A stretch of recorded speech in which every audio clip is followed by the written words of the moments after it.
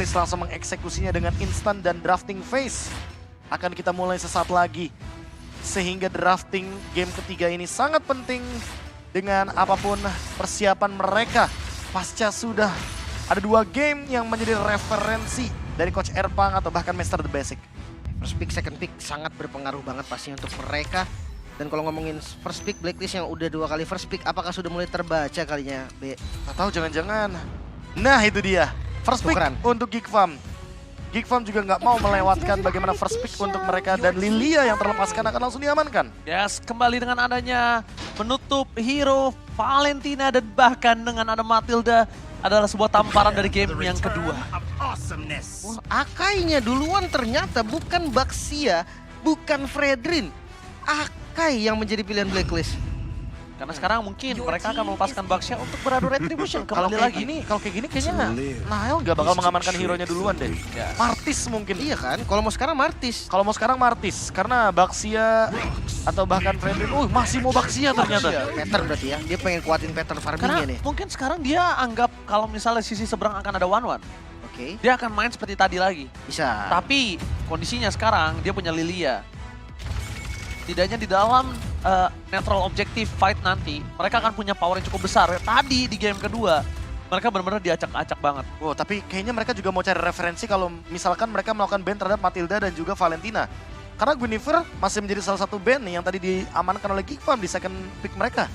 Tapi untuk sekarang karena first pick mereka ke arah Lilia sehingga pemilihan dari gold laner udah mulai menipis, Brody mungkin bisa dibawakan oleh Oheb nanti.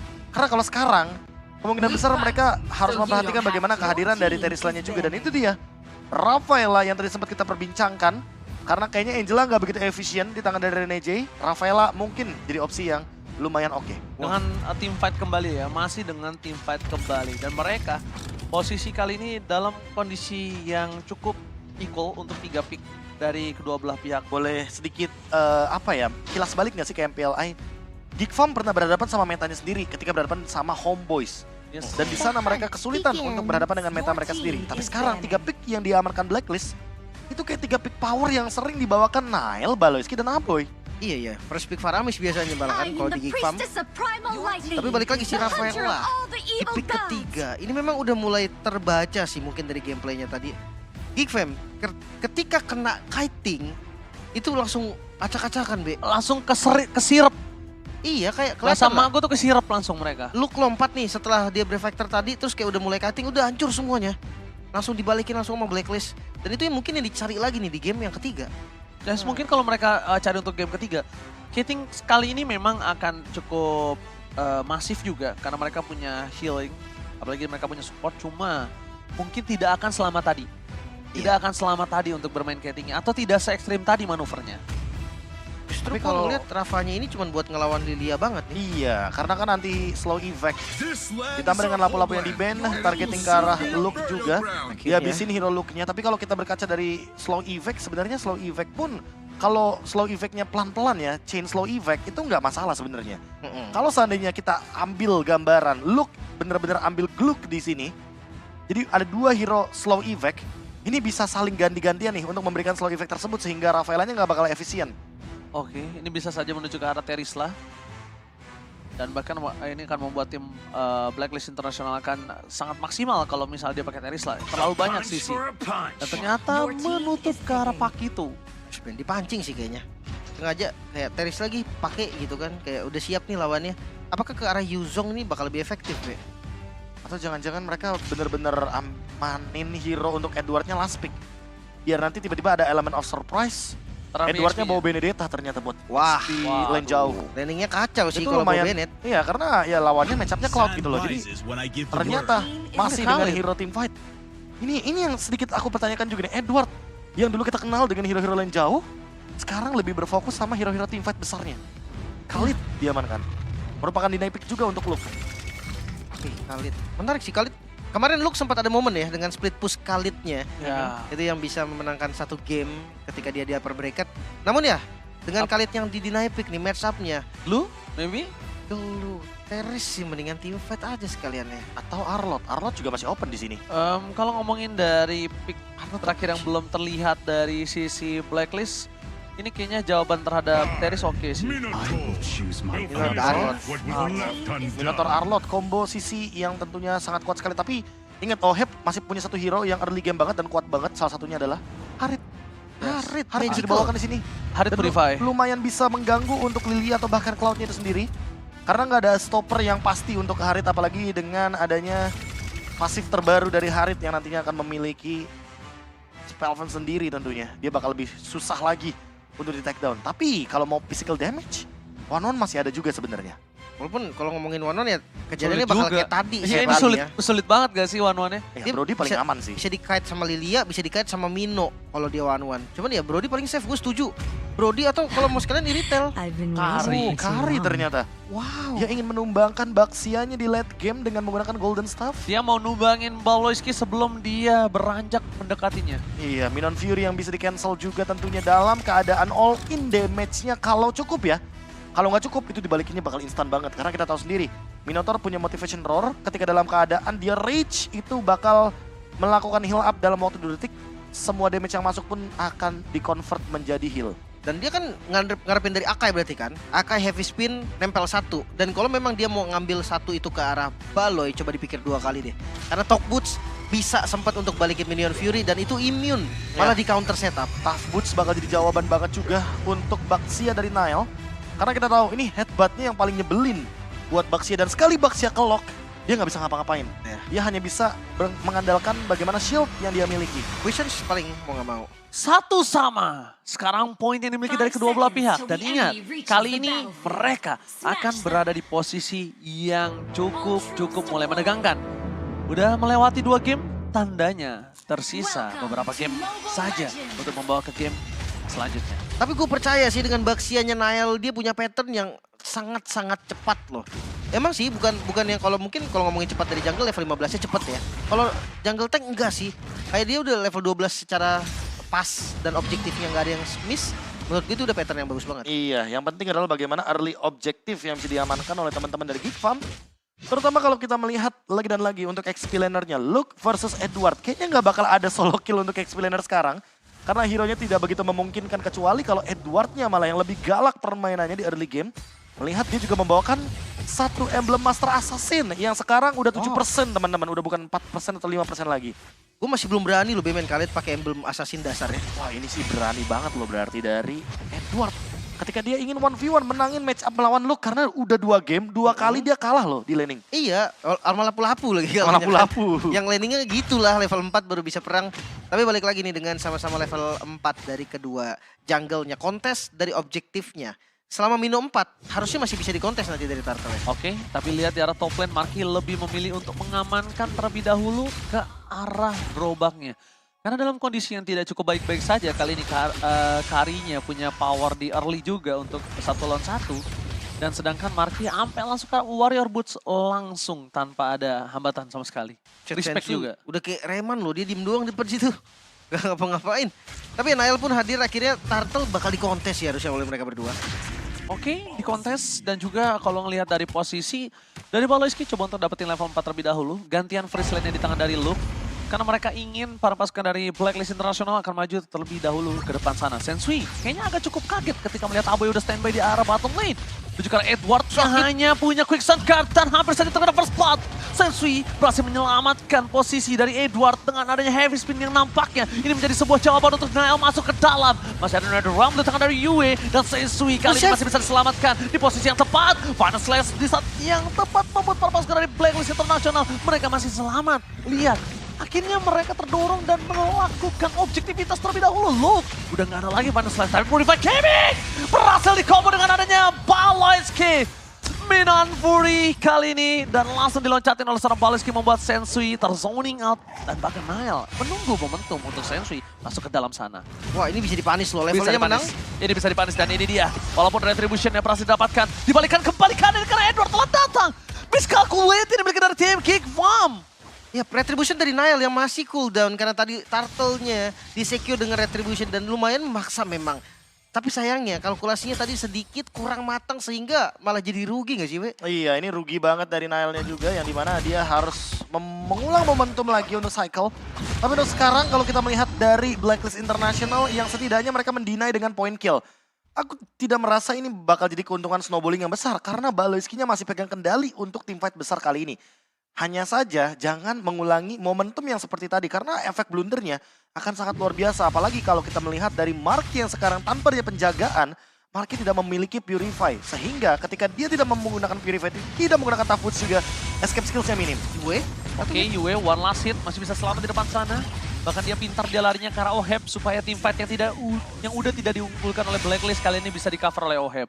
Tapi di balik itu, di arah bottom lane, ternyata dengan Khalid yang full damage kemungkinan besar nantinya masih coba untuk melakukan one by one situation dengan Luke. Masalahnya Master Assassin gak menang, ini bahaya gak sih nanti Makanya. untuk kedepannya karena niat untuk membawa Master Assassin itu untuk memenangkan laning phase kan. Tapi kalau ketika kita melihat Luke-nya yang malah menangin laning phase, ini pertanda yang cukup buruk bagi Edward. Pemilihannya kayaknya kurang efisien. Makanya kan fighter kayak ada spell farm jadi bisa sama-sama sustain sama conclusive blast juga itu udah enak banget. Tapi emang kuat juga sih Steel Leg Plate Warrior Boots, Be. Iya mau gimana lagi kan, ketahan juga damage-nya.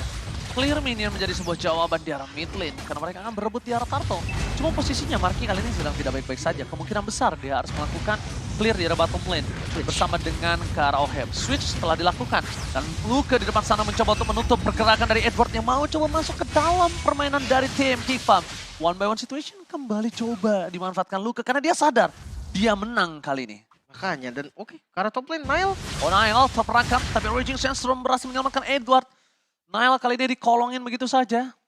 Membuat para pasukan dari Blacklist International, mereka tidak berhasil dicuri. 1 poin. Oke, 1v2 situation di area bottom lane cukup sulit kayaknya untuk Marky ketika kita melihat bagaimana dia yang sekarang jadi weak lane.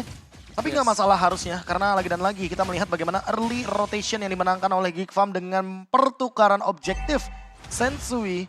Di mana Retribution-nya selalu diunggulkan kali ini sepertinya harus bisa dibilang lebih sabar lagi karena lawannya Nile, bro. Ini Nile juga Retribution-nya nggak main. Oh, Baloiski! Storm-nya berhasil mendapatkan 3 tapi Flicker langsung direspon begitu saja. Marky yang mau masuk lebih dalam terlebih dahulu. Tapi look! Thunder Slash yang on point membuat para pasukan Blacklist International mereka para Poranda Edward. Terperangkap di depan sana, belum bisa di take down. Heavy spin for defensive membuat Sensui tetap kehilangan 4 kawanannya. Wah. Menyelamatkan sedikit dari Blacklist International atas mid turretnya tapi tidak bisa menyelamatkan kawan-kawanannya. Wow, Geek Fam kembali mengamuk kali ini early game yang begitu manis bagi mereka. Ganti-gantian agro turretnya itu loh, Be. Dan lihat look-nya tuh tungguin dulu karena itu dalam keadaan freeze. Iya. Dari NetherRealm dia sabar dan itu cantik banget Ini- dari Geek Farm. Bukan di Spear Storm, tapi ini di Spear Storm. Lihat, ketika di Spear Storm-nya masuk, belum hilang semua Profesor. Dan 4 final slash.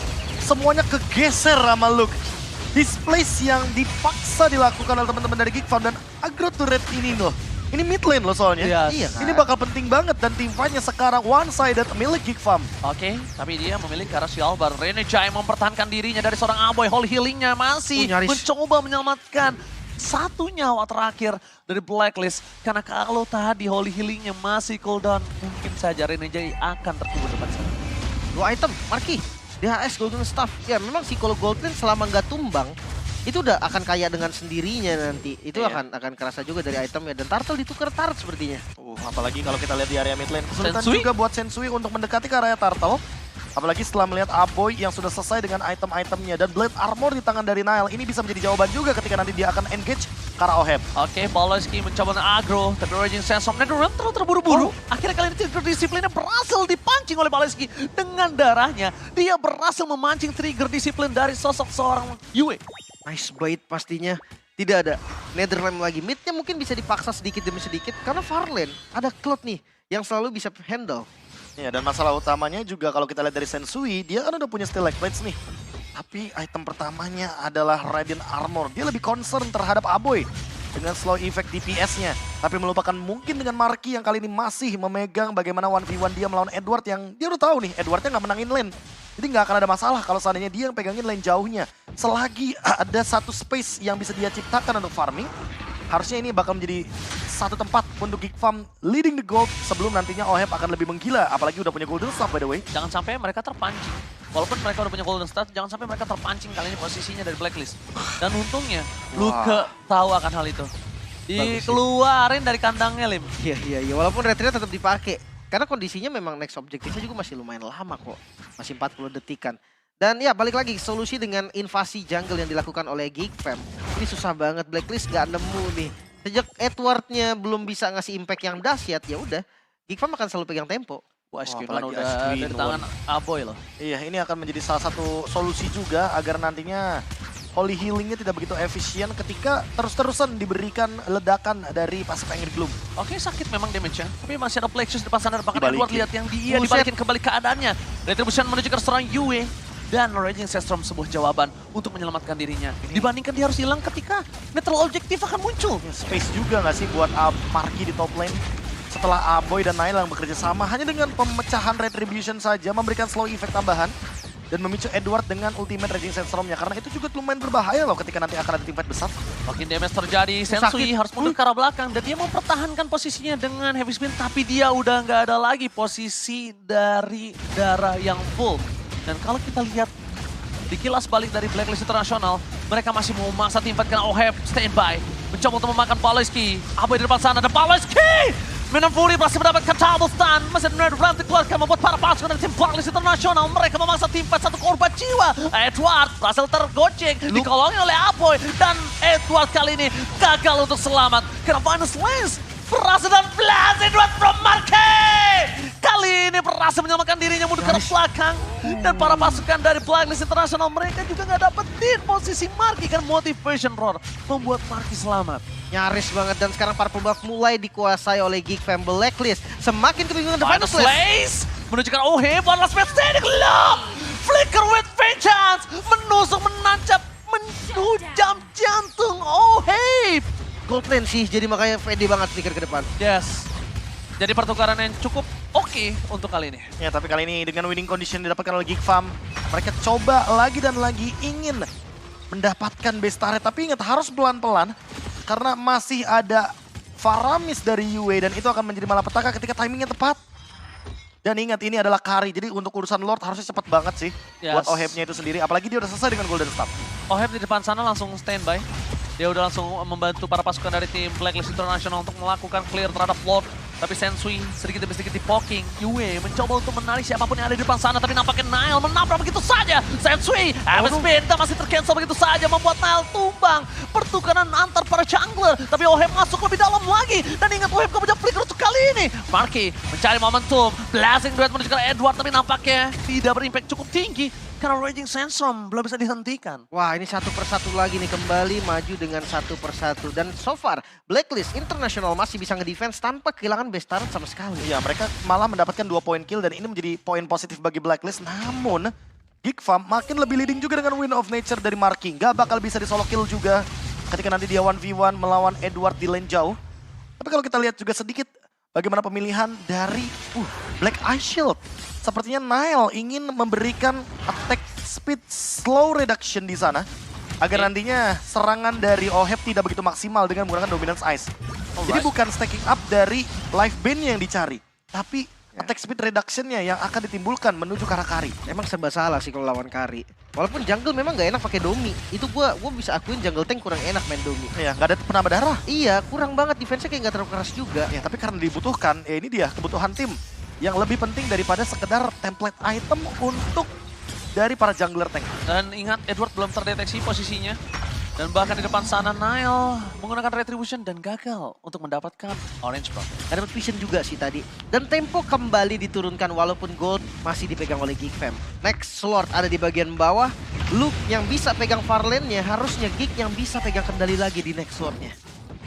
Ini masalah team fight-nya sebenarnya tinggal gimana cara dari GeekFam melakukan eksekusi all-in terhadap Lord-nya. Dengan wave minion yang mereka jalankan, apalagi Edward-nya show up di top lane. All-in mungkin adalah kunci yang penting di sini nih. Apalagi momentumnya Blacklist belum team fight berlima. Oke, Blacklist International kali ini mencoba untuk menabrak perimeter yang dimiliki oleh seorang Aboy dan juga Paloyski. Mencoba untuk melangkahi batas dari Blacklist International. Mereka membuat Sensui menjadi bait di depan sana. Karena belum ada posisi yang terlihat. Yue juga udah standby on position. Dan Flicker pun juga available untuk kali ini. Cuma yang harus mereka perhatikan adalah satu. Di mana Luke sudah datang menuju ke arah bottom lane. Membuat Blacklist International mereka sadarkan hal tersebut. Dan akhirnya mulai mengurangi teritorial yang udah nggak boleh dilewatin oleh mereka. Cuman solusi poke damage-nya masih ada Renege nih yang selalu bisa balikin the Final Slash. Bahkan dikeluarkan oleh seorang Sensui. Tapi following up damage yang dibuat. Tapi Baloyski stand pada persesat. Torment stun telah dikeluarkan. Menuju ke backline damage dari seorang Edward masih bisa diselamatkan. Tapi Baloyski ter-take down. Nile masih coba untuk menahan. Lot di depan seorang Terry. Apoy stand by position. Membuat para pasukan dari Blacklist International berhasil mengamankan lot mereka. Team fight yang sangat manis tadi dipancing oleh tim Blacklist International. Sedikit demi sedikit Gold mulai ketarik lagi sama Blacklist dan dengan Lord yang kali ini bisa di-secure, Blacklist pegang sedikit keunggulan. Itu dia kunci jawaban dari Blacklist dengan membawakan Faramis Netherrealm yang menahan walaupun itu ada 5 atau 4 sekalipun orang yang terkena dengan ultimate dari Minon Fury. Baloyski tetap menjadi korban pertamanya. Dan kita udah lihat bagaimana ledakan damage dari Oheb setinggi itu untuk ke front line. Sehingga mungkin Geek Farm harus lebih berhati-hati ketika ingin all in ke arah Oheb. Kayaknya all in-nya nggak boleh setengah-setengah. Harus 5-5-nya jump in ke arah dari Oheb. Tapi deny team fight dari Edward yang tadi memenangkan Blacklist. Deny-nya bagus banget. Dia yang bikin dari tim Geek Farm gak bisa nge-following up para pasukan dari tim Geek Farm. Dan akhirnya Baloyski harus menjadi korban. Bahkan dia udah mengeluarkan flicker walaupun 4-man stun telah dikeluarkan di depan sana. 4-man stun yang dibalaskan dengan Holy Healing. Dibalaskan juga dengan Netherrealm. Membuat teman-teman dari Blacklist kali ini mendapatkan Lord dan bahkan mendorong ke area bottom lane-nya. Oke, di depan sana para pasukan dari tim Blacklist International, mereka mencoba untuk semaksimal mungkin mendapatkan best turret dari Geek Farm. Tapi karena dengan keunggulan gold yang melimpah dari Geek Farm, akhirnya mereka harus sadar kalau inner turret 2 biji aja itu udah paling maksimal yang mereka bisa dapatkan. Makanya nih, tapi yang gak buru-buru juga berarti hal positif juga loh. Goldnya yang tadi diunggulin sampai 6.000 lebih bahkan, sekarang ditarik dan hampir dimenangin sama Blacklist. Artinya next fight-nya ini udah setara. Kedua tim ini punya item dan level yang sama-sama kuat. Bedanya adalah counter setup-nya dari Blacklist ini lebih enak, Be. Iya, mereka bawa Rafaela dan juga mereka bawa Faramis. Jadi untuk tim fight jangka panjangnya mereka punya banyak banget solusi. Entah itu untuk Final Slash, entah itu untuk mungkin Minon Fury juga. Dan bahkan sekedar untuk Blazing Duet. Apalagi untuk sekarang walaupun markinya 6 item. Tapi Marki juga harus lebih berhati-hati karena sepertinya Oheb sudah mempersiapkan senjata yang lebih tajam. Menuju ke arah Malefic Roar sepertinya. Atau sekalipun si Halberd itu adalah jawaban untuk Baloyski dengan Flask of DLC yang sudah di tangannya. Si Halberd. Itu sih dia mau, gak usah si Halberd aja semua, dia langsung jadi DJ Oheb. DJ Oheb. Kalau udah speedy light, cikiciu. Cuman ya tadi balik lagi bisa di counter sama Mino kan. Dengan motivation roar-nya di mode yang lagi Minion Fury. Tapi gue rasa ya di Lord sebelumnya memang kayaknya Balo ini tugasnya udah untuk ngebait aja sih. Ngebuka Netherrealm, ngebuka Heavy Spin. Itu memang tujuannya kayaknya. Karena kalau nggak mungkin dia buka duluan kan. Masalahnya tapi dia tidak bisa survive terlalu lama. Kecuali kalau seandainya Baloyski masih bisa survive setidaknya 3-5 detik setelah dia take down tadi pertama kali. Mungkin akan ada skenario teamfight yang berbeda. Karena target dari Blacklist-nya juga udah pasti bakal sedikit bingung. Entah mereka akan menuju ke arah dari AL atau bahkan mungkin Baloyski. Buset. BOD nih di tangan dari Edward. Jadi backline-nya bisa instan ya. Hati-hati itu untuk para pasukan dari Geek Farm. Karena mereka akan bertempur di arah Lord yang berikutnya. Lord yang ketiga kali ini para pasukan dari Blacklist dalam kondisi yang tidak undergold. Jangan lupakan itu. Dia 5-man stick terus loh. Dia nggak pernah misah sama sekali kecuali ya dari experience-nya paling. Jadi nggak ada celah juga buat Geek Farm nge-pick off siapapun. Dan ya battle di Lord Pit satu hal yang pasti Geek Farm. Mereka harus punya strategi yang lebih matang daripada sebelumnya. Karena yang sebelumnya nggak worth it. Oke, Renege mungkin akan coba dipaksa di depan sana. Hampir saja melewati bus yang cukup berbahaya. Membuat para pasukan dari Blacklist International mereka standby on position. Ingat, under gold mereka berani. Apalagi dalam kondisi gold yang sama dan Aboy menjadi pilihan utama. Dengan ada posisi yang dipaksa menuju ke Luka.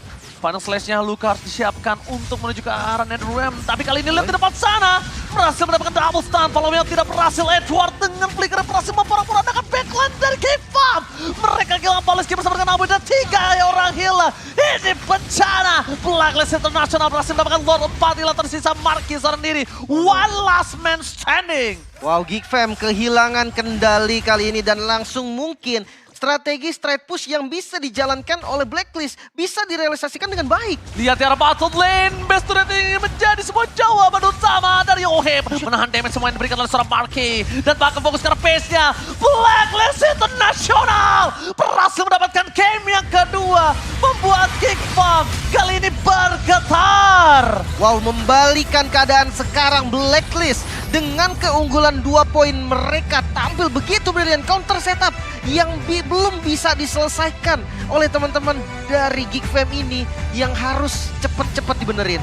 Yes, dan kalau bisa kita lihat di mana posisi yang diberikan oleh para pasukan dari Blacklist. Edward kali ini kembali dengan permainan flankingnya Profesor KB. Lagi dan lagi, early game unggul tapi late gamenya selalu menjadi malapetaka. Keuntungan yang mereka dapatkan selalu di early game dari Geek Fam seolah langsung diberi terbalaskan dengan instan. Dan bahkan membuat kali ini Blacklist International ada dalam match point dan ini Ya, itu berbahaya. dia. Ini berbahaya banget karena masih belum ada solusinya. Match point. Untuk bagaimana ketika sudah mulai beranjak dari Lord pertama menuju ke Lord yang kedua. Dengan keuntungan apapun yang didapatkan sama Geek Fam selalu kehilangan momentumnya di Lord yang kedua.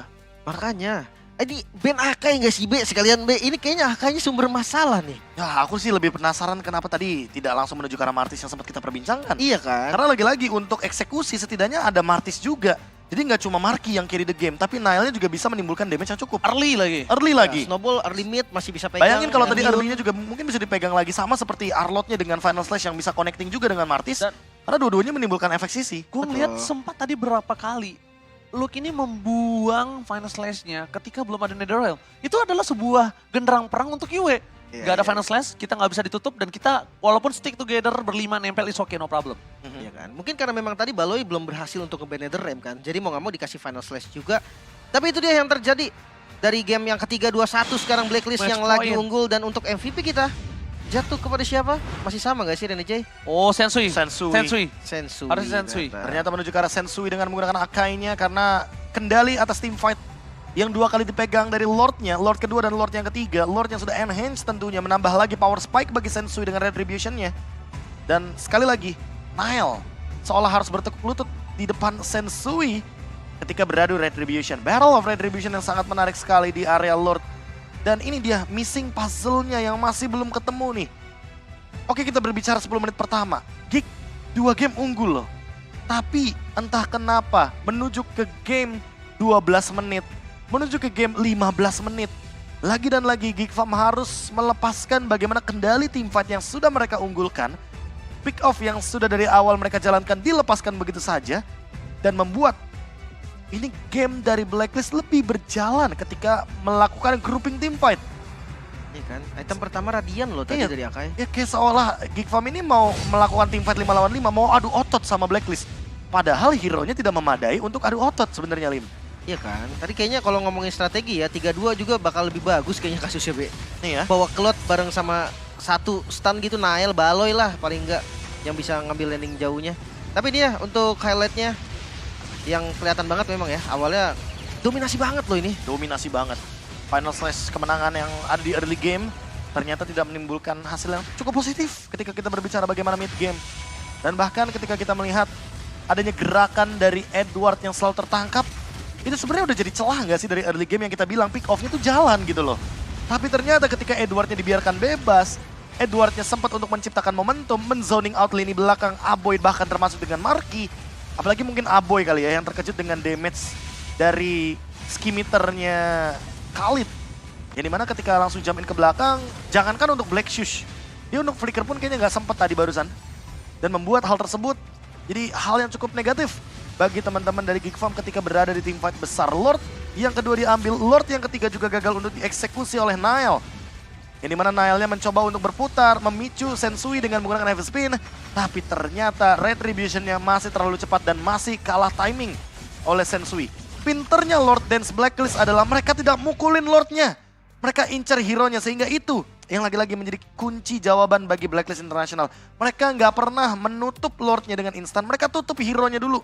Mereka lalu bermain dengan counter setup. Yes, gimana selalu kita kumandangkan dari mulai MPL kalau nggak bisa adu retri, ganyang. Ganyang orangnya. orangnya. Paling nggak pertukaran lah gitu Pertukaran, kan. ada Mereka dapat kill. Lord, tuker 2, tuker 3. Tapi yang aku cukup terkejut kan Minoan Fury pertama loh, di Lord yang kedua. Itu jump in-nya terlalu ekstrim. Walaupun kena 4 orang kayak Ranger Mas bilang. Tapi Minoan Fury-nya ini jadi wasted sama flicker nggak sih? Sehingga membuat Baloski nggak punya escape skills lagi. 17 menit game. Kita belum sampai Lord Evolve. Tapi kalau kita melihat dari segi pemilihan emblem juga, ini lagi dan lagi Wilderness Blessing. Yang dibawakan sama Blacklist minimal 2, maksimal 4. Karena mereka selalu ingin Lord Dance-nya itu benar-benar jadi keuntungan lagi. Dengan menggunakan Wilderness Blessing. Termasuk juga dengan Rafaela Holy Healing yang membuat dia anti-slow.